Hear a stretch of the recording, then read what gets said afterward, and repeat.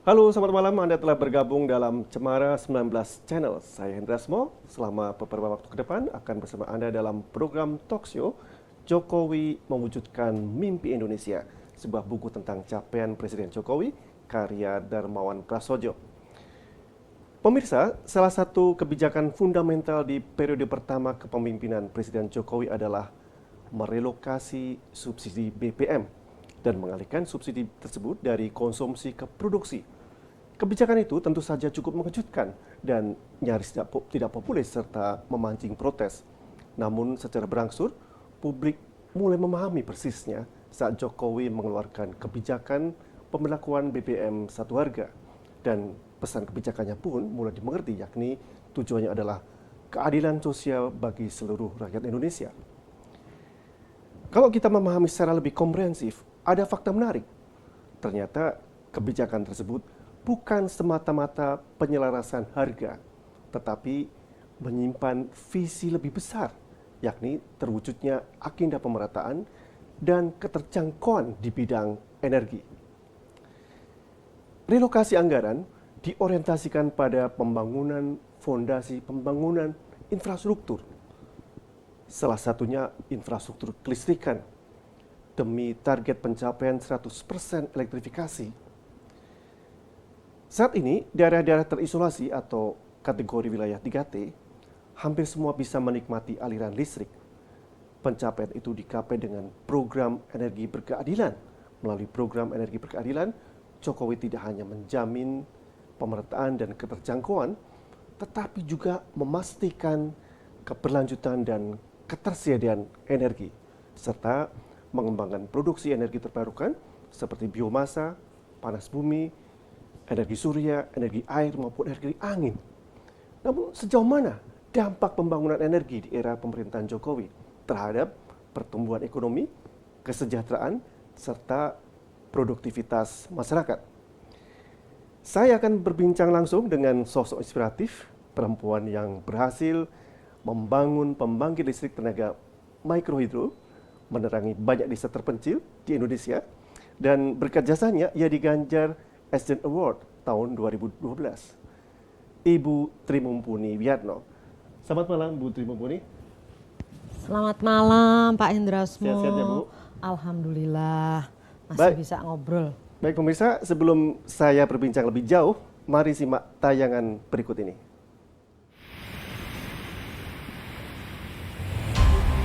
Harga minyak memang mahal sekali, 25 bahkan sampai 30 ribu rupiah per liter.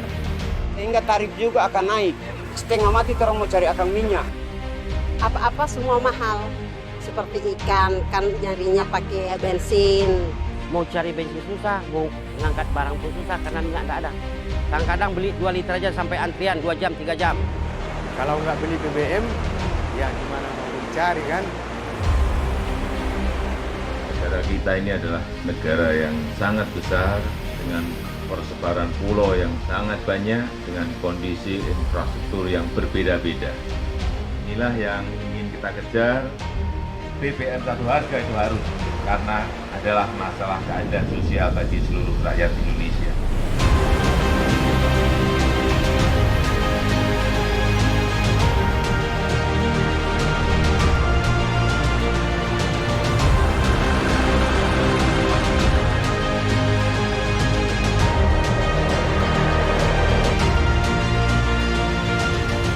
Kalau sekarang minyaknya udah murah, jadi sharinglah saya ke laut. Kami telah merasakan satu harga dengan daerah-daerah yang lain. Harga setaator bagus, harga murah. Orang boleh bilang sangat membantu orang buat orang mau mencari.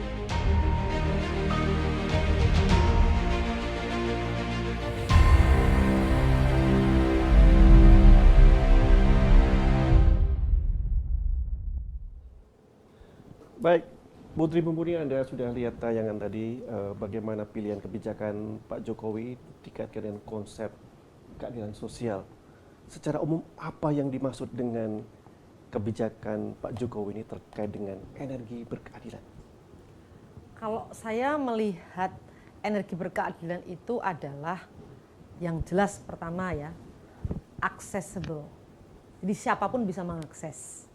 Terus affordable. Affordable itu siapapun bisa membayar dengan baik.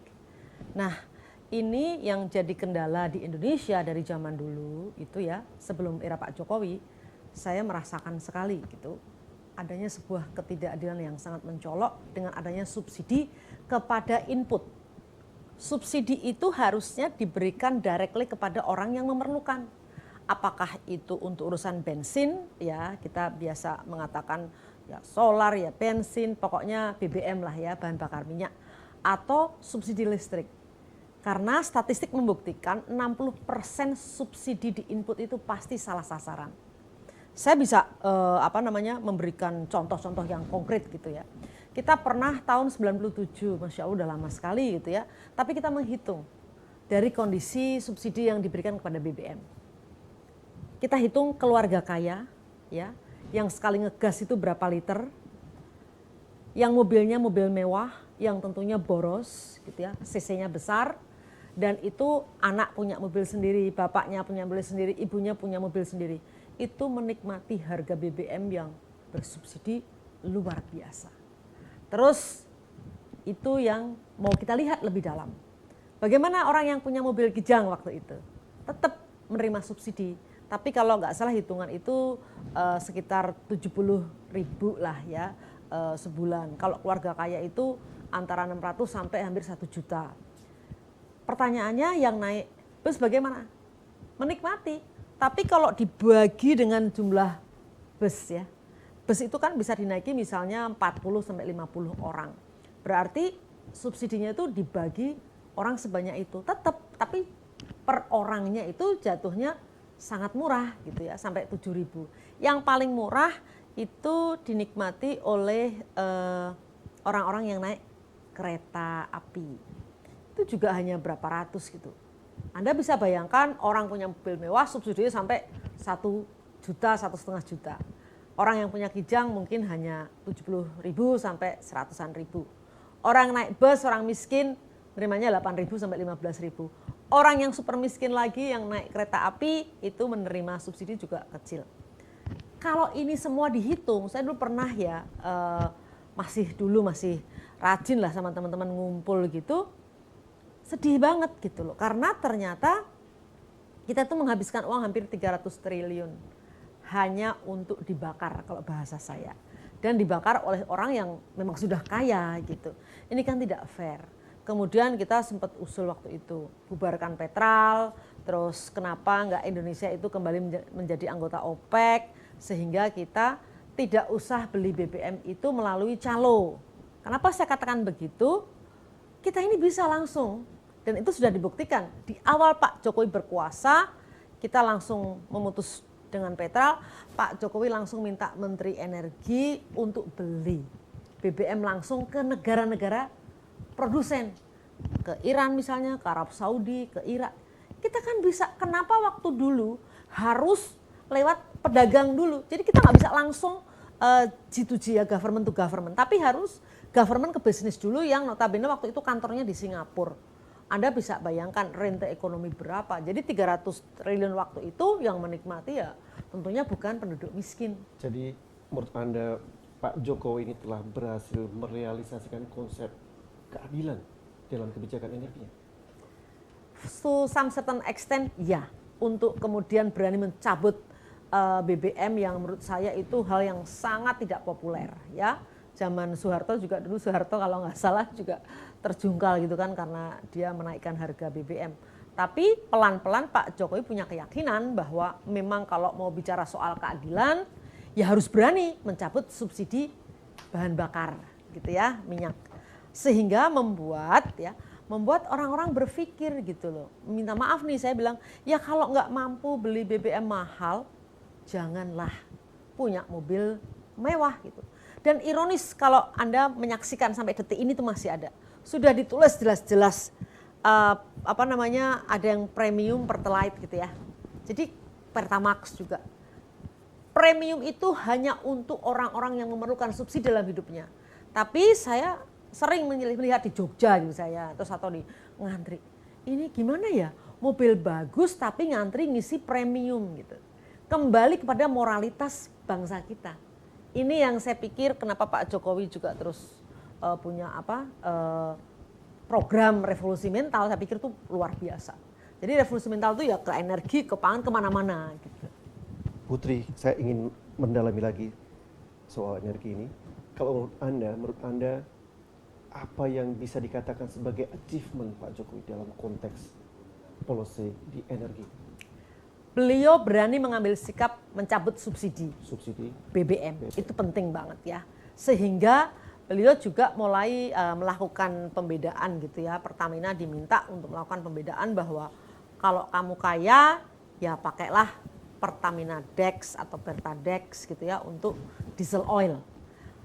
Kalau misalnya mobilmu bagus, perlu BBM, bensin kita bilangnya ya, pakailah Pertamax. Terus oke, mediumnya Pertalite. Tapi kalau memang premium untuk orang tidak berpunya, ya itu harusnya memang betul-betul dinikmati orang yang tidak berpunya. Ini belum semuanya sempurna, tapi Pak Jokowi sudah berani mengambil langkah bahwa keadilan energi itu beliau berusaha untuk ya mewujudkan. Dan ini menjadi sangat menarik karena dulu sering kita dengar di Papua, di Aceh, dan di daerah-daerah yang terpencil harga BBM luar biasa mahal. Terus beliau berusaha untuk menyeragamkan. Ini di satu sisi memang sebetulnya bagus, tapi ada kekurangannya juga karena pasti Pertamina itu bleeding ya. Kenapa saya katakan bleeding? Karena ya harus ada unsur subsidi lagi. Ini yang saya pikir dilematis, tapi pelan-pelan lah kita selalu yakin bahwa niat baik itu di negeri ini asal semua masyarakat Indonesia mau mematuhi, tidak terlalu sulit untuk membuat kita itu makmur. Gitu saya kira. Dan Pak Jokowi sudah memberi contoh gitu. Lantas kalau saya tanya Anda, bagaimana Anda mendeskripsikan Pak Jokowi dengan pemimpin-pemimpin sebelumnya terkait dengan policy dalam energi? Saya kebetulan zaman Soekarno masih kecil ya, jadi saya nggak tahu. Tapi zaman Soeharto saya tahu banget bahwa subsidi itu luar biasa menjadi policy yang nomor satu. Tapi justru di dalam, kalau kita mau mengupas lebih dalam, ternyata policy itu memang diciptakan untuk orang-orang yang bisa menikmati subsidi itu. Dan kemudian bahkan waktu zaman selesai Pak Harto itu kan zaman SBY ya yang jelas gitu. Karena Bu Mega sama Gus Dur itu susah untuk diukur gitu ya karena terlalu pendek kan masa berkuasanya. Saya juga agak surprise, Pak SBY pun juga justru malah menganggap ya subsidi itu seperti hal yang biasa. Padahal buat saya subsidi itu dinikmati oleh orang-orang yang sebetulnya tidak perlu subsidi dalam hal BBM loh ya. Dan saya sedih sekali terus terang. Karena kelihatan banget bahwa siapa yang menikmati subsidi itu dan itu dibiarkan saja. Jadi ada proses pembiaran untuk apapun lah alasannya bahwa proses pembiaran kepada subsidi ini memang dinikmati oleh orang-orang yang berada di lingkaran kekuasaan dan orang-orang yang berpunya. Oke, Putri, Pak Jokowi ini begitu kuat tekadnya mewujudkan pemerataan listrik ke seluruh negeri. Sementara tantangan geografis dan biaya infrastrukturnya juga tidak murah. Bagaimana Anda memaknai ini? Saya melihat ada etikat ya. Seorang pemimpin negara gitu yang saya yakin pasti beliau merasa bahwa aku punya tanggung jawab moral nih. Bagaimana agar seluruh masyarakat Indonesia ini menikmati listrik gitu. Tapi persoalan mendasar adalah kita ini sekali lagi kembali kepada kondisi primary energinya itu apa. Bagaimana PLN mengatur energi mix ya. Dari dulu saya mengatakan sebetulnya awal tahun 90-an ya waktu pertama kali kita berpikir bahwa kenapa ya kita tidak memanfaatkan energi terbarukan ya yang sumbernya itu ada di lokal dekat dengan rakyat. Ini susah sekali karena memang kepentingannya itu luar biasa ya, banyak pihak yang mendapatkan ya keuntungan lah dan selalu ada facet of interest gitu, saya paham banget.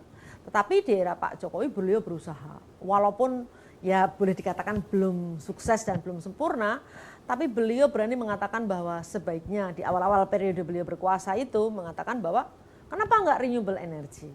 energi terbarukan, karena memang kecil-kecil nggak apa-apa, tersebar ke seluruh Indonesia gitu ya. Tapi ini belum sempat terwujud. Kemudian ada ya kalau saya katakan gejolak politik lah, harus ada ganti menteri segala macam, sehingga konsistensi di dalam policy untuk kelistrikan ini tidak pernah terjadi. Saya katakan ya konsisten untuk tidak konsisten gitu. Kenapa? Karena dulu sudah jelas-jelas bahwa renewable energy itu kalau sebuah buku itu bukan attachment lagi, tapi frontage gitu ya. Udah menjadi halaman terdepan. Tapi kenyataannya membuktikan bahwa masih banyak ya di lingkaran beliau juga yang memang menganggap batu bara itu paling murah.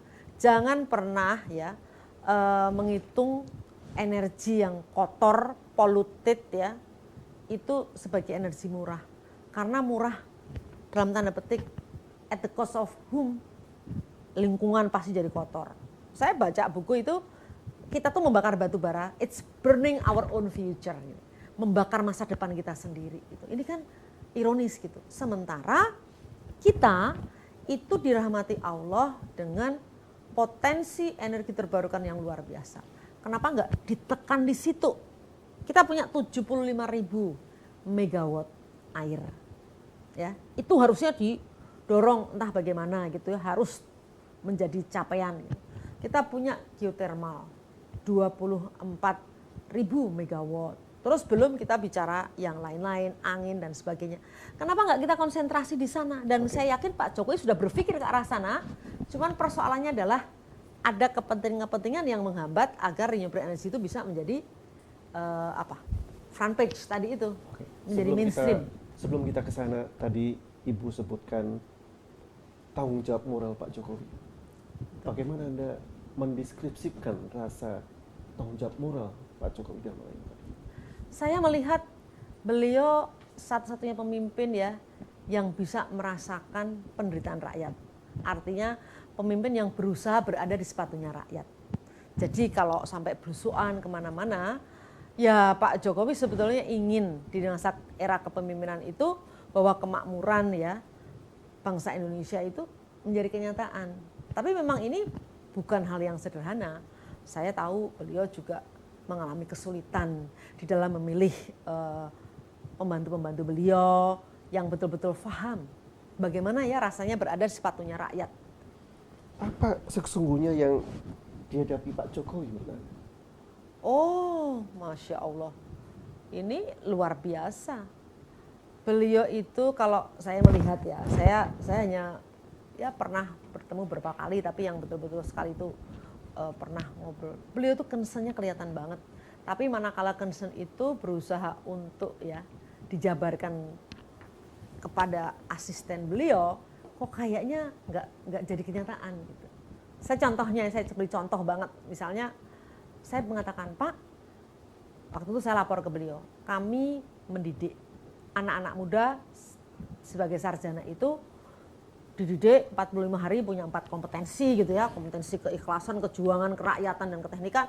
Kemudian si anak hebat ini dikirim ke daerah terpencil untuk membantu rakyat, membangun energi setempat, menyediakan pertanian organik, pokoknya hal-hal yang baik yang ini pisau bermata dua. Di satu sisi kita membuat anak muda Indonesia itu mampu berada di sepatunya rakyat gitu ya, karena dikirim Pak ini ke Papua, kemana-mana daerah terpencil, tapi udah diberi bekal gitu, sehingga hatinya itu tersobek-sobek benar melihat penderitaan rakyat gitu.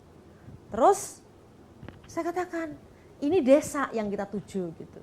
Terus beliau mengatakan, saya juga bingung, dana desa itu sudah berapa triliun kita kucurkan, tapi kok belum mampu ya mengangkat kemakmuran orang desa.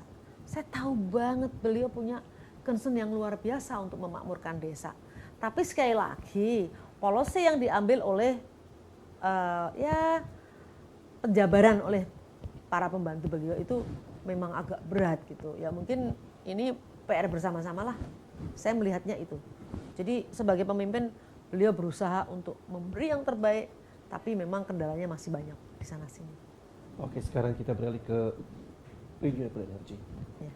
Pak Jokowi diketahui dalam policy energi itu merencanakan untuk meningkatkan proporsi renewable energy menjadi 20% lebih. Bagaimana menurut Anda? Ini bisa, asal pemerintah itu konsisten ya dengan policy framework yang benar. Dan itu tidak boleh diganggu gugat siapapun menterinya, ya itu menjadi keputusan presiden. Makanya saya bisa memahami lah bagaimana Pak Jokowi sampai mengatakan ini visi presiden. Itu kan karena beliau merasakan bahwa kok berat banget gitu ya, keinginan saya ini bisa terwujud gitu. Kenapa? Karena memang sebetulnya Indonesia ini banyak banget potensi renewable energy.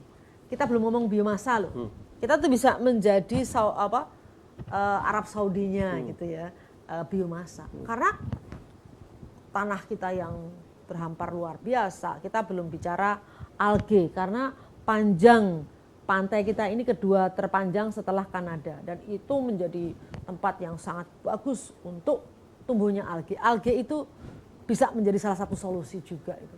Jadi kalau mau menyisir itu ya, memang potensi renewable energy Indonesia itu luar biasa, tapi memang untuk ya bagaimana itu bisa dipakai benar-benar kapan mulainya, kalau nggak sekarang. Harus sekarang, risetnya diperkuat, terus memang harus ada support policy yang jelas, ada affirmative action ya, yang pokoknya harus tangan besi lah kalau udah kayak gini. Kamu kalau nggak tercapai ini ya sorry, saya ganti. Gitu. Harusnya begitu, mungkin orang jadi agak terpacu.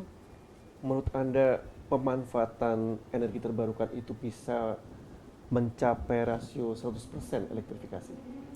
Kalau bicara begitu agak berat ya. Saya pernah exercise membuat latihan lah gitu di Pulau Sumba. Waktu itu NGO kita IBK dengan HIVOS, punyanya orang Belanda gitu ya. Yuk kita pilih salah satu pulau. Kita survei. Awalnya mau Pulau Buru, tapi wah oke. Akhirnya dapat Sumba Iconic Island. Mimpinya apa sih? Iconic. Karena ingin 100% listrik yang dihasilkan untuk Sumba itu dari energi terbarukan. Jadi kalau saya melihatnya memungkinkan, tapi di pulau-pulau yang memang ada sumber energi terbarukannya. Tapi kalau bicara soal yang besar-besar di Jawa gitu ya, ya itu nggak mungkin gitu. Karena memang kita harus be realistic gitu. Saya pernah ngomong, oke deh, yang besar-besar IPP ya, itu untuk Jawa, untuk industri fine. Tapi untuk desa-desa yang terpencil, apalagi yang jauh dari mana-mana, menyuruh PLN untuk extending the grid itu bunuh diri menurut saya. Karena pemerintah akan berdarah-darah mengeluarkan subsidi yang luar biasa gitu. Putri, target rasio 100% elektrifikasi ini telah berkembang signifikan. Bagaimana Anda melihat kualitas listrik yang diterima masyarakat? Apakah terus terjadi peningkatan kualitas sejak periode pertama hingga sekarang ini? To some extent yes, tapi belum semuanya. Karena saya itu kaget waktu pemerintah mengatakan bahwa rasio elektrifikasi kita itu 99, something gitu ya, zamannya Pak Jonan jadi menteri. Saya itu shock karena saya orang yang di lapangan dan saya tahu persis kondisinya tidak seperti itu. Jadi janganlah kita ya membuat statement yang terus kalau rakyat tahu itu kan itu menjerumuskan presiden kalau menurut saya gitu. Jadi just be fair, tunjukkan yang sebenarnya gitu. Nggak ada yang salah kok karena memang kita punya keterbatasan. Yang namanya rasio elektrifikasi di definisi saya adalah rakyat menikmati listrik 24 jam sehari. 24 jam? 24 jam sehari. Jadi bagaimana Anda mengatakan bahwa sudah terlistriki dengan baik kalau dia menikmati listrik hanya 4 jam sehari, 6 jam, 10 jam. Itu bukan rasio elektrifikasi yang seperti kita omongkan. Terus, jangan hitung desa. Ini orang hitung desa, ya. Desa itu kalau balai desa sudah terlistriki, dihitung desa itu terlistriki. Kita bicara harusnya per keluarga. Jadi hitungan saya kalau elektrifikasi itu mau dihitung ratio electrification itu ya every single household itu menikmati listrik dengan kualitas yang baik, tidak sering mati, 24 jam sehari listrik itu ada. Sekarang ini masih carut-marut, bahkan kemarin ada LTSHE ya, yang lampu tenaga solar hemat energi, whatever you name it gitu. Itu nanti sebentar lagi tahun depan itu masa masa kerjanya itu sudah expired, sudah harus diganti lagi lah misalnya gitu. Nah ini makanya saya sangat bersyukur ya Pak Arifin Tasrif itu, beliau itu pelan-pelan ternyata orangnya sangat realistis gitu, ingin memperbaiki ini dengan cara yang baik, pelan-pelan, tapi yang benar gitu. Saya dulu sempat mengatakan zaman yang dulu-dulu kepada dirjen ya, kita jangan deh berbuat dosa. Artinya apa? Mengatakan rasio elektrifikasi itu berdasarkan yang sudah kita bangun. Lah kalau yang dibangun nggak sustainable bagaimana? Kan itu harusnya tetap dihitung sebagai penduduk yang tidak terlistriki. Jadi dikasih listrik hanya nyala 3 tahun, habis itu mati, itu sudah dianggap sebagai yang sudah terlistriki. Nggak boleh begitu. Oke, kalau begitu Putri ngomong-ngomong, apakah Anda melihat adanya pertumbuhan ekonomi di balik pencapaian program energi berkeadilan yang dijalankan Pak Jokowi? Sejauh mana Anda? Saya melihat tingkat kesejahteraan masyarakat meningkat, iya. Ya, menutup kemungkinan, kan kita negara yang besar ya, jadi nggak semuanya Dalam hal apa bisa melihat? Saya melihatnya begini, orang-orang yang menerima bantuan itu merasa tidak sangat miskin gitu. Dulu kan yang miskin ekstrim itu kan karena dia tidak menerima bantuan apa-apa. Masih ada tapinya. Tapinya bantuan itu keinginan saya adalah directly kepada akun penduduk. Sekarang ini masih dimanipulasi di level desa gitu ya, oleh orang-orang tertentu. Nggak usah jauh-jauh lah. Saya kan kebetulan sekarang tinggal di desa nih, gara-gara COVID gitu loh. Ya orang-orang pada ngeluh gitu, bahwa kenapa saya nggak dapat, kenapa yang dapat keluarganya Pak Lurah, kenapa ini nggak dapat ya. Ini niatnya Pak Jokowi baik, begitu sampai pada sebuah realisasi disalahgunakan. Jadi kembali lagi kepada revolusi mental yang Pak Jokowi canangkan. By the way, apakah Ibu juga melihat impact lain di luar aspek ekonomi? Saya melihatnya gini, satu hal ya yang buat saya sangat penting. Sebetulnya Pak Jokowi sempat menghidupkan yang namanya modal sosial. Di awal-awal beliau, waktu beliau kampanye di periode pertama, itu saya bahagia banget karena di situ modal sosial bangsa kita itu kelihatan. Ingin berubah dari kondisi SBY, melihat pemimpin Pak Jokowi ini. Sehingga saya lihat modal sosial itu apa? Semua gotong royong, tidak punya pamrih. Bagaimana caranya agar presiden yang orang desa ini gitu ya, yang orang bantaran sungai ini bisa betul-betul memimpin, karena kalau sampai beliau memimpin itu memberikan harapan pada orang-orang tidak berpunya di Indonesia, bahwa tidak harus dari kalangan ningrat, anak keluarga berada, jenderal apapun gitu ya, itu bisa meraih mimpinya. Melihat Pak Jokowi toh kenyataannya bisa meraih mimpi itu. Ini yang saya katakan Pak Jokowi menimbulkan membangkitkan semangat pada orang-orang untuk selalu berusaha keras gitu ya. Modal sosial itu betul-betul saya melihat di situ. Tetapi kemudian tren kesininya memang sekali lagi kembali kepada bagaimana negeri ini memang masih ada yang bercokolah. Orang-orang yang mengejar rente, kemudian muncul korupsi, kemudian partai-partai itu orang-orangnya ternyata tidak amanah gitu. Ini yang sebetulnya mengganggu kepemimpinan Pak Jokowi kalau menurut saya. Baik, Putri Mumpuni, seperti yang Anda sampaikan, mungkin belum tercapai sepenuhnya keterjangkauan akses listrik atau pemertaan, tapi bagaimana Anda melihat dukungan pemerintah dalam mendorongkan masyarakat produktif setelah target elektrifikasi ini tercapai? Saya sih selalu menganggap bahwa kalau mau benar arah pembangunan, listrik itu bukan untuk konsumsi, listrik itu untuk produksi. Karena sebuah bangsa yang menjadi produsen itu bangsa yang pasti dijamin akan makmur. Jerman, Prancis, kita lihat, Inggris, itu kan semua bangsa-bangsa yang produsen gitu ya. Nah, kita harus ke arah sana. Makanya dulu saya selalu kalau membangun mikrohidro, saya katakan bahwa ini electricity is the backbone of economic development. Jadi listrik ini dibangun sebagai tulang punggung ekonomi. Setelah ada listrik, apa sih? Oke, perempuan membuat koperasi. Isinya apa? Aktivitasnya. Memanfaatkan listrik untuk menjalankan mesin destilasi. Sehingga dia bisa membuat minyak nila, membuat minyak cengkeh, membuat minyak lemongrass itu. Kok saya jadi lupa bahasa Indonesia-nya, sombong banget. Aduh. sereh. Iya, sereh. Minyak sereh segala macam. Jadi dengan listrik itu rakyat menjadi produktif, itu mimpinya gitu. Nah sekarang ini harus didengungkan lagi, soalnya kalau untuk hanya konsumsi, wah repot. Oke, Putri Mumpuni, bagaimana Anda melihat dukungan pemerintah terhadap pengelolaan listrik berbasis masyarakat? Ini bagi saya masih sebuah perjuangan. Kenapa? Jadi karena begini, saya tuh berusaha untuk membuat community based electricity power supply gitu ya.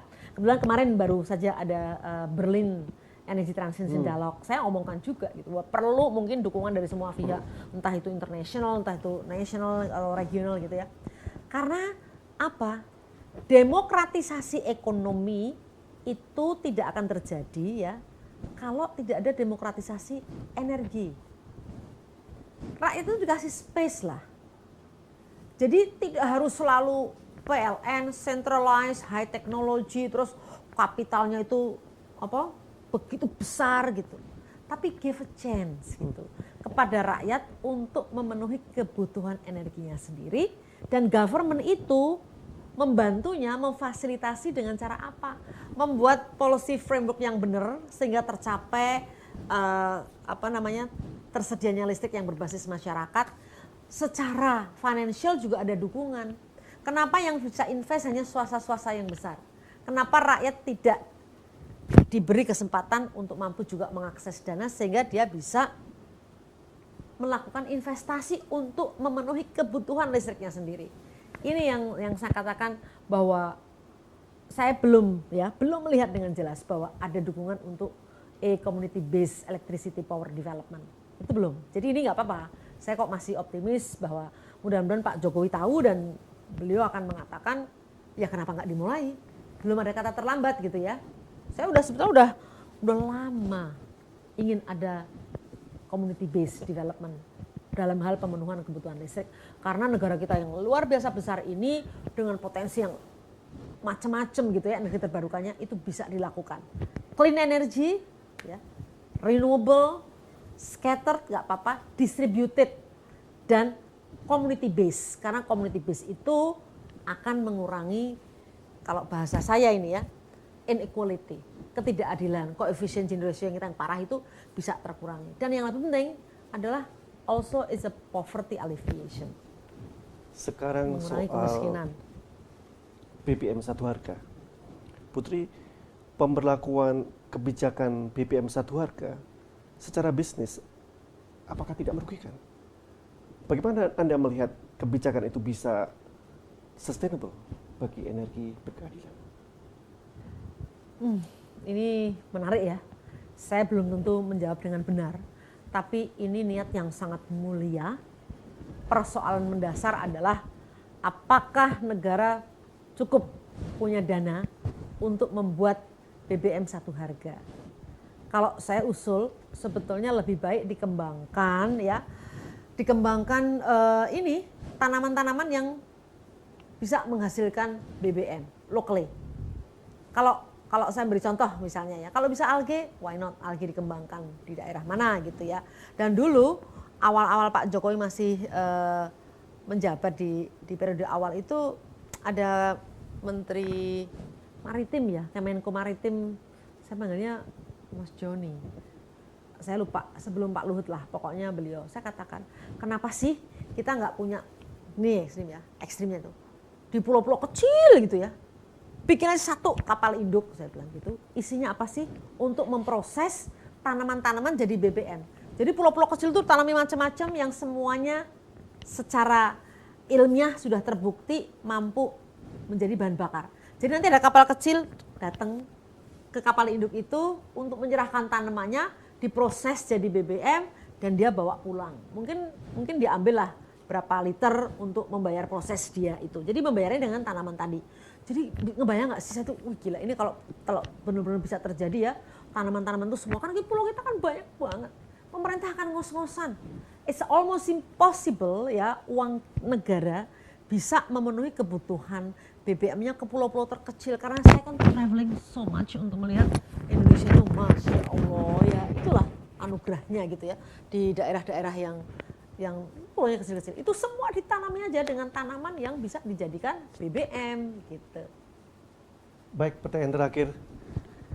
Bagaimana saran dan masukan Anda bagi pemerintah terkait keberlanjutan agenda energi berkeadilan?